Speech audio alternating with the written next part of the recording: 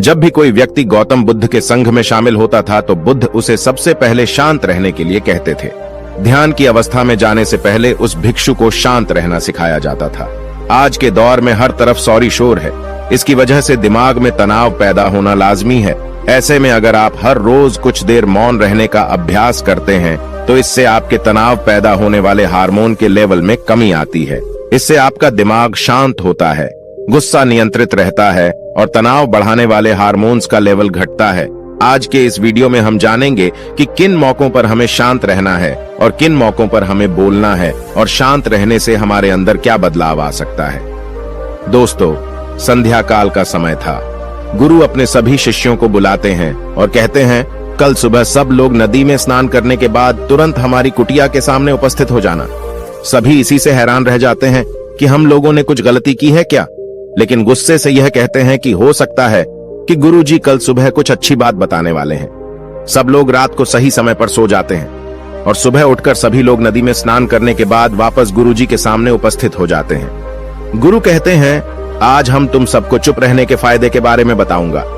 गुरु कहते हैं, 10 मौके जहां पर चुप रहने से होता है लाभ और बोलने से नुकसान। गुरु कहते हैं, अगर आप इन 10 मौकों पर शांत हो गए यानी मौन हो गए तो आप जो चाहेंगे वही मिल जाएगा। आपकी जिंदगी में चमत्कारिक बदलाव शुरू हो जाएंगे। जरूरत से ज्यादा बोलना या चुप रहना दोनों ही अच्छी बात नहीं है। जैसे जरूरत से ज्यादा बारिश हो जाना या फिर धूप दोनों ही दिक्कत देती है, उसी तरह अनावश्यक बोलने से भी काफी नुकसान होता है। गुरु कहते हैं कि पहला ऐसा मौका जहां पर व्यक्ति को चुप रहना चाहिए, बिना तथ्य के ना बोले। गुरु ने कहा, अगर आपके पास कोई तथ्य नहीं है तो वहां चुप रहने में ही भलाई है। चुप बैठने से दिमाग में नई कोशिकाओं का निर्माण होता है और इससे ज्ञान की वृद्धि होती है। बोलने में भलाई वही है जहां आपको किसी चीज के बारे में पूरा ज्ञान हो। अगर आप बिना तथ्य के कहीं बोलते हैं या फिर बेवजह बोलते हैं तो आपका वहां मजाक भी बन सकता है। अगर आपके पास पर्याप्त जानकारी नहीं है, ऐसी जगह पर बोलने से आपका मजाक तो बनी रहेगी, साथ ही साथ लोगों का भरोसा भी आपसे उठने लगेगा।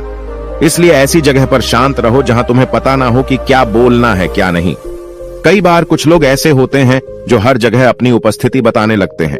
उन्हें पता नहीं होता है कि हमें क्या बोलना है, लेकिन फिर भी बोलते जाते हैं और फिर बाद में दूसरे लोग उनके जाने के बाद उनका मजाक उड़ाते हैं। जब तक आपको उस तथ्य के बारे में अच्छा ज्ञान नहीं है, उसके बारे में पता नहीं है, तो वहां चुप रहना ही ज्यादा समझदारी है। गुरु ने कहा, दूसरा ऐसा मौका जहां पर व्यक्ति को चुप रहना चाहिए। शब्दों से न पहुंचे ठेस। अगर आपके शब्द किसी को मानसिक ठेस पहुंचा रहे हैं तो वहां चुप हो जाना चाहिए। कमजोर व्यक्ति के बारे में कुछ भी बोलकर आप महान नहीं बन सकते हैं। महान आप किसी कमजोर का साथ देने में बनेंगे।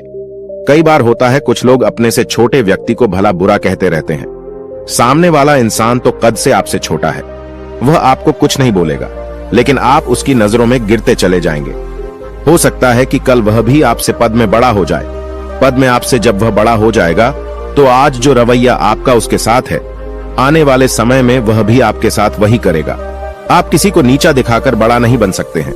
बड़ा बनना है तो अपने से छोटे लोगों का इज्जत भी करना सीखें और साथ ही साथ बड़े लोगों का भी सम्मान करना चाहिए। लोगों को लगता है कि अगर वह अकड़कर बोलेंगे और सामने वाले को नीचा गिराने की कोशिश करेंगे तो वह बड़े बन जाएंगे, तो यह उन सब की भूल है।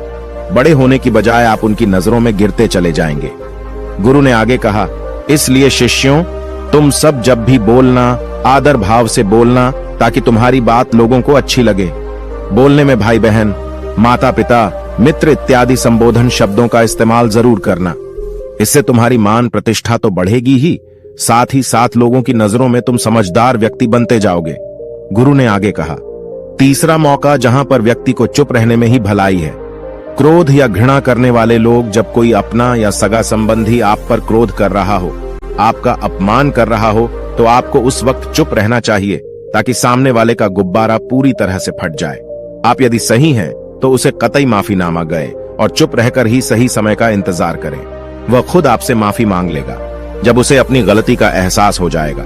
गुरु आगे कहते हैं कि अगर आपका कोई सगा संबंधी आप पर क्रोध कर रहा हो और आप उस समय शांत हैं, तो यह आदर सम्मान देने की निशानी होती है। इससे न कोई छोटा होता है और न ही बड़ा। अगर आपको क्रोध आ रहा है तो आप या तो वहां से किसी का अनादर किए बिना चले जाएं या फिर चुप रहें। क्रोध करने से आपके रिश्ते खराब होंगे। क्रोध करने से हमेशा क्रोध करने वाले व्यक्ति का ही बुरा होता है। गुरु आगे कहते हैं कि एक बार की बात है, एक सांप जंगल से भागते हुए किसी राजा के घर में पहुंच गया।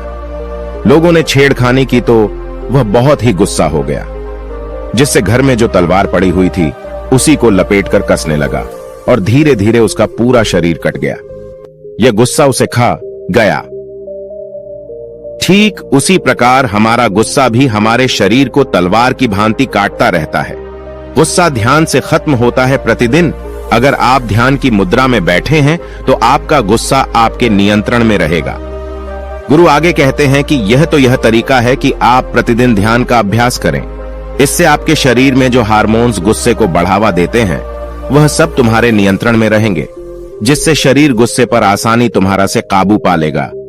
लेकिन एक तरीका यह भी है कि जब भी आपको गुस्सा आए तो आप यह समझने का प्रयास करो कि क्या मेरा गुस्सा जायज है या नहीं, हमें वहां पर बोलना चाहिए कि नहीं।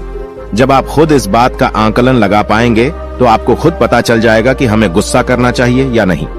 फिर भी आपको गुस्सा आ रहा है तो आप वहां से हटने का प्रयास करें, वहां से दूर चले जाएं। धीरे धीरे समय के साथ आपका दिमाग शांत हो जाएगा।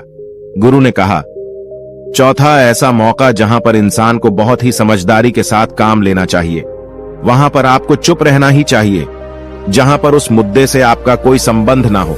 अगर आपका किसी मुद्दे से कोई संबंध ना हो तो वहां आपका चुप रहना बनता है। बिना किसी वजह अगर आप दूसरे के मुद्दे पर बोलेंगे तो यह आपके लिए अनिष्टकारी होगा। इसमें केवल और केवल आपका ही नुकसान है। जल्द ही आप किसी दो लोगों के बीच हो रहे विवाद में जल्दी अपनी टांग न डालें। अगर सामने वाला आपको बुला रहा है अपना झगड़ा शांत करवाने के लिए तो ही आप वहां पर जाएं। किसी की व्यक्तिगत जिंदगी में दखल अंदाजी नहीं देनी चाहिए जब तक कि वह व्यक्ति आपको नहीं बुलाता है। अपने झगड़े को शांत करवाने के लिए कुछ लोग फालतू में दूसरे के विवाद में कूद पड़ते हैं। इससे उनके मान सम्मान मर्यादा पर लोग उंगली उठाने लगते हैं। गुरु कहते हैं कि 10 मौकों में 5वां ऐसा मौका जहां पर व्यक्ति को बहुत ही समझदारी के साथ चुप रहना चाहिए। आपके शब्दों से किसी मित्र को हानि न पहुंचे। अगर आपके शब्द सामने वाले के परिवार या मित्रों की प्रतिष्ठा के बारे में बुरी झलक दिखा रहे हैं तो आपको चुप रहना चाहिए। किसी के परिवार या फिर मित्र के बारे में बुरा बोलने से केवल आप ही बुरे बनेंगे। जो चीज आसानी से खत्म की जा सकती है उसे अपने शब्दों से बड़ा न करें। बिना चिल्लाए बात करने का प्रयास करते रहना चाहिए। अगर आप बिना चिल्लाए कोई बात नहीं कह सकते तो आपका चुप रहने में ही भलाई है। किसी पर चिल्लाने से आपके व्यवहार के बारे में पता चलता है। ज्यादा बोलने से चीजें हमेशा खराब ही होती हैं। कई बार कुछ रिश्ते ज्यादा तेज बोलने की वजह से टूट जाते हैं। इसलिए अपनी आवाज में मीठापन लाएं। आपके शब्दों से आपके दोस्त को हानि नहीं पहुंचनी चाहिए। कभी कभी दोस्तों के जब हम मजाक हैं तो रहे कि आपके शब्दों से किसी का अनादर ना हो। मजाक को भी हमेशा शब्दों के मायने में ही रखें। जहां किसी को शब्दों से चोट लगे वहां चुप हो जाएं। ज्यादा बोलने से हमेशा नुकसान ही होता है। किसी और की प्रतिष्ठा को अपने शब्दों के माध्यम से उसे हानि नहीं पहुंचानी चाहिए। यदि आपके शब्दों से किसी और की प्रतिष्ठा को ठेस पहुंच रही है तो वहां आपको चुप हो जाना चाहिए। जब कोई व्यक्ति आपके सामने नहीं है तो आप उस व्यक्ति के बारे में बुरे शब्द किसी तीसरे व्यक्ति के सामने न बोलें। गुरु कहते हैं, छठा मौका जहां पर व्यक्ति को चुप रहना चाहिए, जब कोई कर रहा हो किसी की बुराई। जब कोई आदमी आपके सामने किसी तीसरे आदमी की बुराई कर रहा हो तब तुम्हें चुप रहकर बस सुनना चाहिए।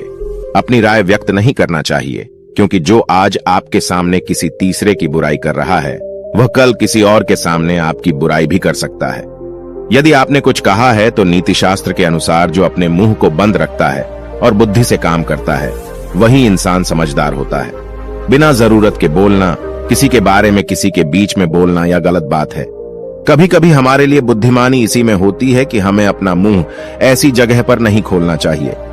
गुरु आगे कहते हैं कि 10 मौकों में 7वां ऐसा मौका जहां पर व्यक्ति को चुप रहना चाहिए, जब कोई नहीं समझे आपकी भावना। यदि आपको लग रहा है कि कोई व्यक्ति आपकी भावना, दुख या परेशानी को शब्दों में नहीं समझ रहा है, यदि आपको लग रहा है कि सामने वाला व्यक्ति आपकी भावना या दुख को या आपकी जो परेशानी है उसको वह समझ नहीं पा रहा है या समझने का प्रयास ही नहीं कर रहा है या वह आपको ध्यान से सुन ही नहीं पा रहा है, तो ऐसे व्यक्ति के सामने आप चुप ही रहें, क्योंकि ऐसे लोगों को आपकी भावना या दुख से कोई मतलब नहीं होता है। ऐसे लोगों को अपना राज बताकर आप पछताएंगे ही बाद में। इसलिए हर किसी को अपने मन की बात नहीं बतानी चाहिए। अगर आपको लग रहा है कि सामने वाला आपकी बात को नहीं समझ पा रहा है, आपकी भावनाओं को नहीं समझ पा रहा है, तो वहां पर आपको नहीं बोलना चाहिए, क्योंकि आज में आपका मजाक ही बन जाएगा जब आपको लगने लगे कि सामने वाला आपकी भावनाओं को ठीक तरीके से समझ रहा है, आप जो कह रहे हैं वह ठीक से सुन रहा है, तभी आप उसे अपनी बात कहें। गुरु कहते हैं कि 8वां मौका जहां पर आपको चुप रहना चाहिए, जब कोई इंसान अपना दुख व्यक्त करे। यदि कोई इंसान अपने दुख या परेशानी को आपको बता रहा है, तो इसका मतलब यह है कि वह आपको अपना समझ रहा है। ऐसे में तुरंत ही उसे समाधान बताने के बजाय चुप रहकर उसके दुख या समस्या को सुने। उसके दुख या समस्या को किसी और को न बताएं। वह इसलिए नहीं बता रहा है कि उसकी समस्याओं का समाधान कर देंगे, बल्कि वह इसलिए भी बता रहा है कि सामने वाला उसकी बात को समझ रहा है। कई बार बताने से दुख कम हो जाते हैं। आपको अपना दुख इसलिए बता रहा होगा कि उसे लग रहा है कि आप उसकी बात को समझ रहे हैं। दुख बांटने से कम हो जाता है। इसलिए जब कोई व्यक्ति अपना दुख आपसे व्यक्त करे, तो आप चुप मारकर उसकी बात को बहुत ही ध्यान से सुने, ताकि उसके दुख कम हो जाएं। उसके मन का बोझ हल्का हो जाए, क्योंकि उसके मन में जो भी बातें थीं, वह आपको सब बता दिया। गुरु आगे कहते हैं कि 10 जगहों में 9 ही ऐसी जगह जहां पर आपको चुप रहना चाहिए। जहां पर दुष्ट प्रकृति के लोग रह रहे हों और गाली गलौज कर रहे हों, तो आप वहां पर मत जाइए। ऐसी जगहों से आप चुपचाप निकल जाएं, अर्थात अपनी प्रतिक्रिया दिए बिना आप वहां से चले जाएं, क्योंकि जिसकी जुबान खराब होती है, जो दुष्ट प्रकृति के लोग होते हैं, उनको आप ऐसे समय में नहीं समझा सकते हैं। जब उनका दिमाग पूरी तरह से शांत हो जाए, तभी वह आपकी बात सुनेंगे। इसलिए जहां पर दुष्ट प्रकृति के लोगों आपकी बात को न मानते हों और न ही सुनते हों, तो आपको वहां पर नहीं बोलना चाहिए। गुरु कहते हैं कि 10 माह ऐसा मौका जहां पर आपको शांत हो जाना चाहिए। अपनी सफलता का राज हर किसी को न बताएं। कई बार होता है कि कुछ लोग जो सफलता को बहुत ही जल्दी अर्जित कर लेते हैं, वे हर जगह अपनी सफलता का ढिंढोरा पीटने लगते हैं। ऐसे में क्या होता है कि कई लोग आपकी सफलता से खुश नहीं होते हैं। अगर आप अपनी सफलता का जबरदस्ती लोगों में ढिंढोरा पिटवा रहे हैं, तो लोगों की नकारात्मक ऊर्जा आपको प्रभावित कर सकती है। जब आप सफल होंगे, तो सबको पता चल जाएगा कि आप सफल हो गए हैं। ढिंढोरा पीटने से नुकसान आपका ही होगा। इतना कहकर गुरु ने कहा, शिष्यों, आज के लिए बस इतना ही। अगर तुम सब मेरी इन 10 बातों को अपने जीवन में अपना लेते हो, तो तुम सब काफी हद तक परेशानियों से बचे रहोगे। यहाँ से जाने के बाद मेरी यह बातें आपके जीवन किसी वरदान से कम साबित नहीं होंगी। दोस्तों, मुझे उम्मीद है इस वीडियो से आपको बहुत कुछ सीखने को मिला होगा। अगर आप नए हो तो हमसे जुड़ने के लिए इस चैनल को सब्सक्राइब करना मत भूलिएगा।